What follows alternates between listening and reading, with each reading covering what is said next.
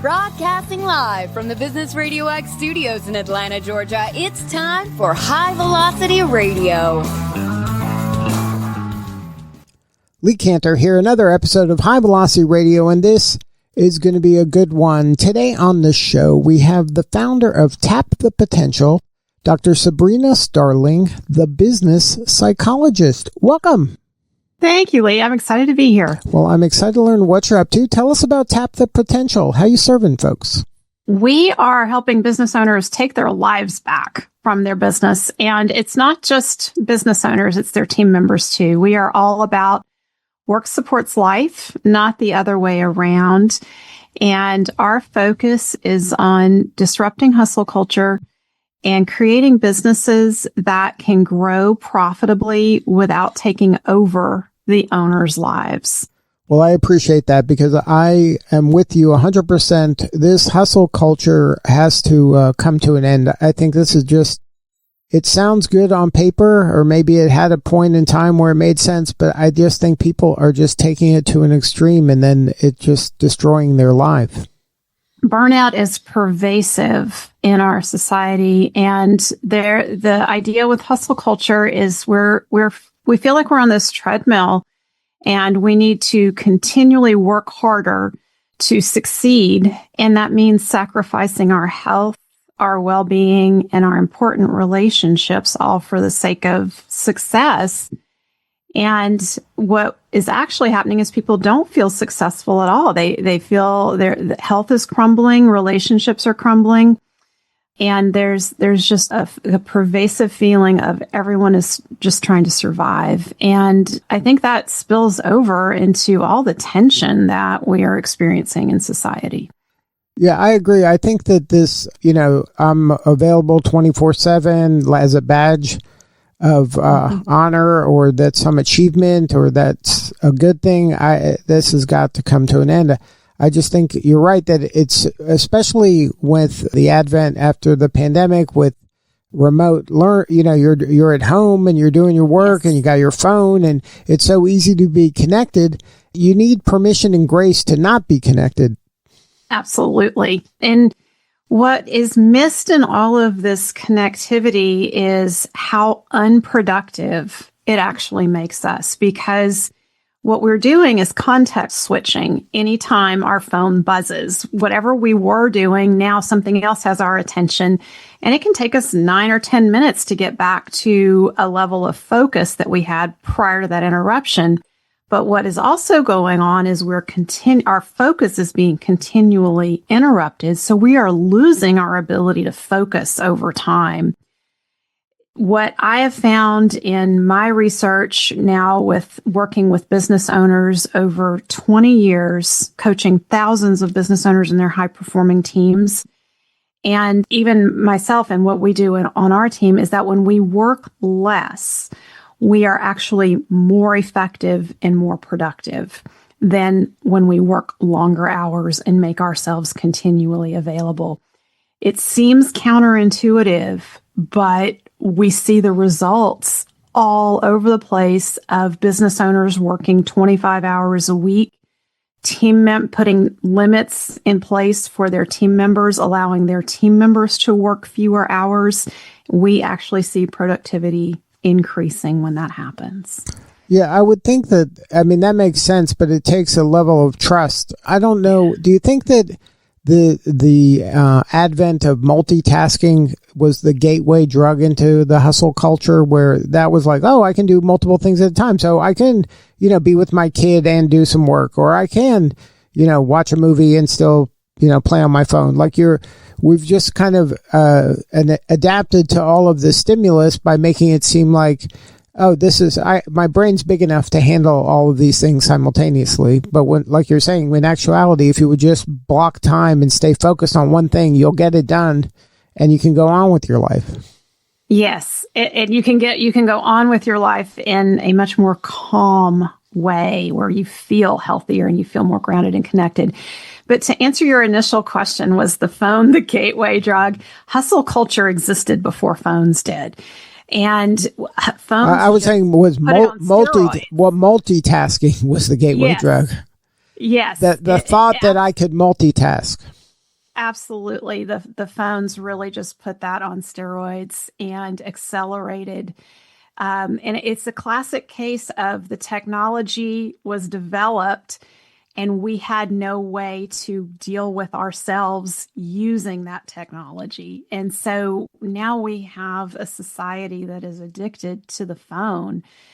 And just to really come to understand and appreciate the impact that these phones have on our relationship, when our primary relationships, our kids, our spouses, when a phone comes out at the dinner table, the level of the conversation remains very shallow because the phone has become a cue that I am distracted. I am not fully focused on you. So whether and that's never stated verbally outright, it is a non-conscious cue to the other people in the room. You don't matter as much as what's on my phone. Yeah, and you see that I was one of my favorite marketers is a guy named Rory Sutherland, and he said that in business this shows up like those kind of cues. That if you're at a restaurant and it's like 30 minutes before they close, if they put up one chair, yes, that's telling everybody we're closing, so start wrapping it up. Yes. They don't have to say anything else, but they've just made it known to everybody that we're closing as soon as you leave, you know. And it's the same thing that you could be signaling intent in ways that you may not realize what you're doing, and the impact is real. I mean, in that business, no one's going to enter that business if they see one chair up because they think they're closed. And as soon as the phone comes out, everybody shuts down. They're like, I guess it's okay for me to be on my phone. And then you've just given everybody permission to not engage in a meaningful conversation. Absolutely. And, I think the kind of the larger issue is when we are chasing success and we want to be really good at our work and what we do so we can be successful for our families, we're trying to set our families up for success.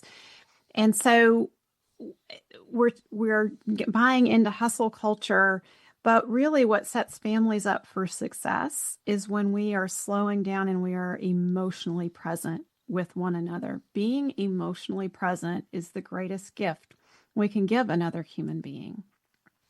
So what are some of the baby steps people can do to wean themselves from kind of hustle culture, their devices, and spend more meaningful time with the people that matter most to them?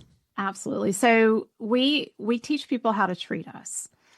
And so setting simple limits around phone use, letting your team members know that you will respond to them the next business day, that you're not going to respond after hours, letting your clients and customers know that.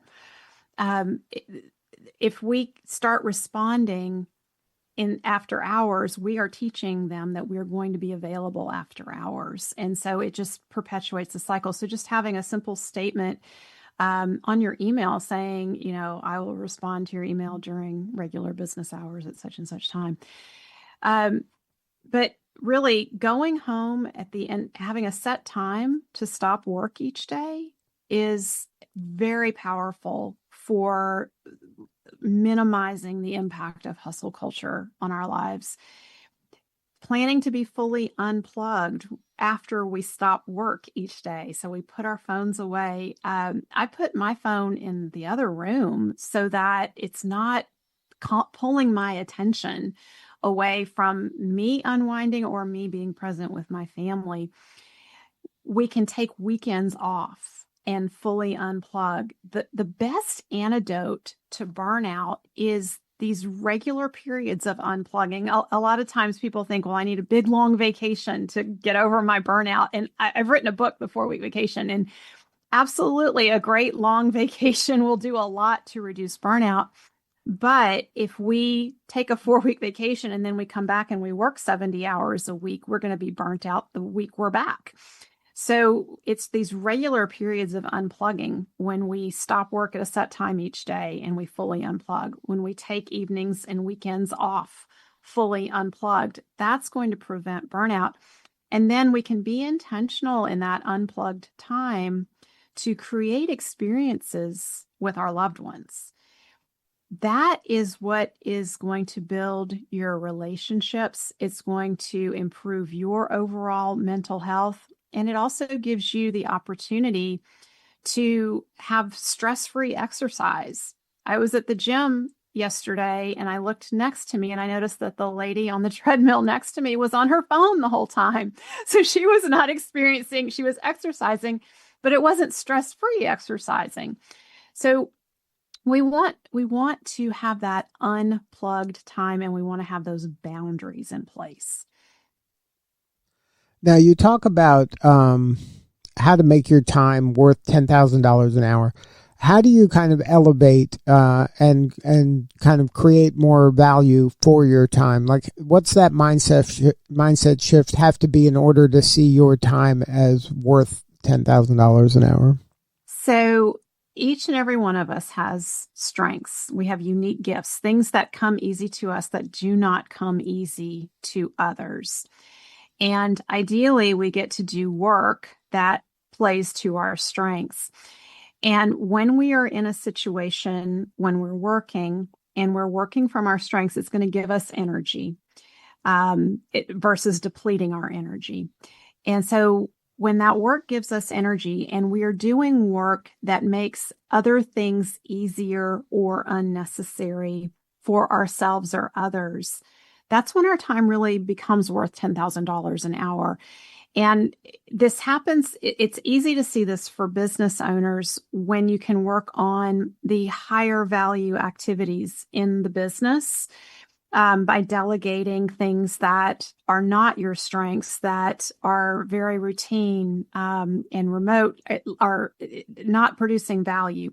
And you shift and you focus on what can I do from my strengths that's going to have an impact, making other things easier or unnecessary. It will allow that business to grow. Well, as the business owner starts delegating, oftentimes what happens is the leaders right underneath the business owner become swamped and they start to burn out.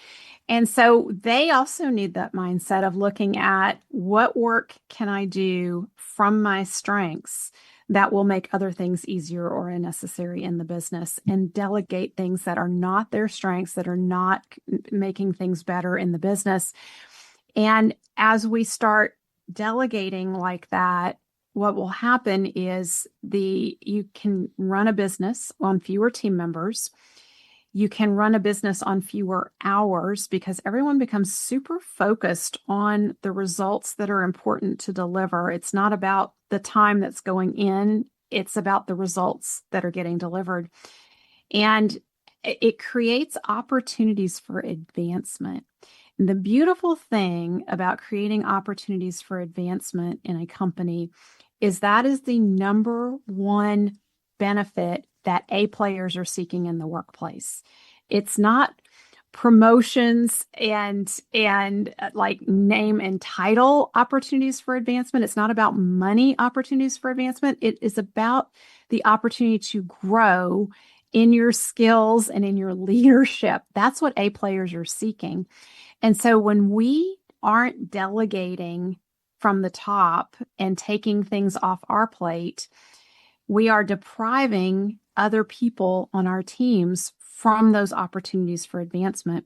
And that's why we will lose top talent in our businesses. So this whole idea of identifying what are your $10,000 an hour activities and what are your team members' $10,000 an hour activities really creates tremendous engagement in the work that's being done. I have a chart of $10,000 an hour activities. It's a great tool for identifying where you should be focusing and what you should be delegating at work. It's for business owners. It's for team members. You can download it at tapthepotential.com/10K. Now, is that the first thing when you start working with a new client? Is there some sort of an assessment you give them to identify what their superpowers are and, which of those align with those $10,000 activities? One of the things that we do with our clients is we do use the People Map assessment to help start identifying strengths. And that's just one of the many tools that are out there.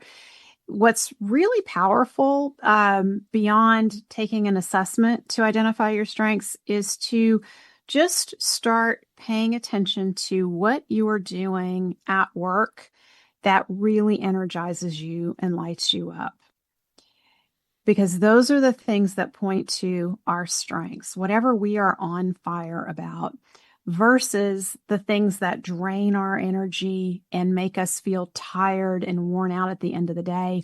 If we're going home feeling that way, there's a good chance that we weren't working from our strengths during the day. Now, once you does every business have kind of universal? These are the $10,000 hours, and we just got to find the right folks that are aligned with those kind of activities with their strengths. So every business has a sweet spot. You have and the sweet spot is your group of top clients that you are serving, and whatever it is that you are doing for them is delivering tremendous value to the business. And that is why they continue to do business with you. And so understanding the business sweet spot. So every business has a sweet spot. Not every business has identified the sweet spot. And that's one of the things we help our clients do at Tap the Potential. And every business needs to know what that sweet spot is and then create systems to support the sweet spot that drive profitability in the business. And then you identify the strengths needed in each role to support the sweet spot. So every role in the business, you need to be able to state, what are the strengths needed to deliver the one result needed in this role exceptionally well day in and day out? And the one result that's needed in each role is, what is the person doing in this role that serves the sweet spot and drives profitability? And if they can only do that in a given day or a given week, they are going to contribute and help us be profitable as a company. And so when you're hiring, you hire for people who have the strengths to deliver that one result in that role. I've written extensively about this in my book, How to Hire the Best. And it's a very practical guide for hiring A players in small businesses where there's limited resources. And what happens when you are hiring with the results needed and strengths in mind, you can actually run your business on a very lean and mighty team. So that goes right back to creating efficiency in the business, which drives profitability. And what are the ways do you deliver your coaching? Is it one-on-one? Is it group? Do you have cohorts? At Tap the Potential, we love to put our small business owners in groups together, small groups together. And we have a structured program that guarantees within 1 year, if you follow our process, you will be able to take a fully unplugged 4-week vacation, and you will have more time for what matters most and more money in your bank account than ever. On average, our clients are experiencing over a 700% increase in their profitability and their time off in their first year with us. And then what is kind of the rhythm of the coaching? Every 2 weeks, there is a meeting in the small group. And what we are looking for is, are you taking the action steps between meetings, the $10,000 an hour activities that we guide you? We point you to exactly what you need to do, so there's no guessing. And you take those actions. If you give us 5 hours a week, we can guarantee that you will get to this 4-week vacation fully unplugged within the first year with us. And the beautiful thing about the ability to take a fully unplugged 4-week vacation as a business owner is it means that you have built a team of A players, you have systems in place, your business is sustainable regardless of what happens to you. Now, what are some of the maybe symptoms or signals to a person who may not think they're close to burnout, but maybe they're headed that way? Are there some signals or symptoms that kind of illustrate if you're on that path? Yeah. So feeling frustrated with team members, having a short fuse, not wanting to get out of bed in the morning to go to work when the alarm goes off, you sigh and you say, oh, today I have to. which is very different than your alarm going off and waking up and feeling energized and saying, oh, today I get to, which that's the ideal situation we want to create. Coming home at the end of your day, feeling drained and depleted, feeling like the weekend is not long enough to recover and that you really need much longer than 2 days off to recharge. Those are all signs of burnout. The brain fog, feeling like you just can't, like decisions take a long time, feeling like your work is taking longer and longer. And it's kind of crazy because you're getting more and more experienced at it. So it should be easier, but it feels like it's getting harder and more complex. All of that is an indication of burnout. And when we're burning out, we are like the frogs in the boiling pot of water. We don't realize it until we have very severe symptoms. So I love, Lee, that you're asking about, what are some of the more subtle things that happen that let us know we're getting into burnout? And can you share a story? Don't name the name of the person or the organization, but maybe share what their challenge was or they thought it was and how you were able to help them get to a new level. Yeah, sure. So one of the biggest challenges that comes up is feeling like I don't want to hire more team members because I've been burned so bad in the past with hiring mistakes and people who look great on paper, but then I hire them and they come in and they mess things up and I have to work harder and longer hours. So that feeling of I'm just going to keep things small and simple. So it's passing on growth opportunities. And what we have been able to do with the How to Hire the Best system is really make hiring so much easier and increase the chances of hiring right to up to about 90% chance that you're going to hire right. And that creates having teams of A players. And so one of the first wins that business owners experience is when they finally hire an A player on their team and they are able to delegate and start focusing more on their $10,000 an hour activities while that A player takes on other activities and tasks. It creates a feeling of, oh, I've got this. And the beauty of that is it's a snowball effect because once you have one A player on the team, now you will no longer tolerate warm bodies. And oftentimes that means letting go of poor team members they may be great people, but they're a poor fit for what needs to be done. And it elevates the culture in the business. And so the experience of, wow, now we have a team of A players and things are flowing and there's ease being created. That's a very common scenario among the business owners that we work with.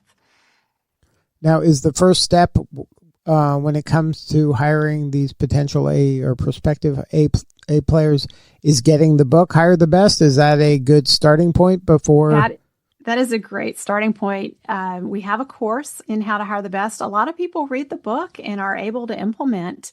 And I also, my co-host and I, Melissa Kay, she and I have the Profit by Design podcast, and we talk about these issues every week on the podcast. So I would say get the book, tune into the Profit by Design podcast, and you will start to see that it is possible to build a team of A players. It's possible to get yourself out of the day-to-day in the business.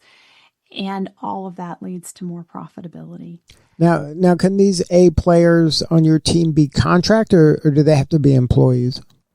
So at Tap the Potential, everyone that we have on our team is a team member. It doesn't mean they're an employee or a contractor. So you can be a contractor or an employee of the business. A players exist at all levels and in all roles. So yes, look for A players who are contractors. And sometimes contractors are the best, especially for small businesses, because you don't have the budget to hire for a full-time position. So if somebody wants to learn more about Tap the Potential, is the website a place to go to kind of get or learn more about all the things you discussed today? Absolutely. tapthepotential.com. Well, Sabrina, thank you so much for sharing your story today. You're doing such important work and we appreciate you. Thank you, Lee. All right, this is Lee Kantor. We'll see you all next time on High Velocity Radio.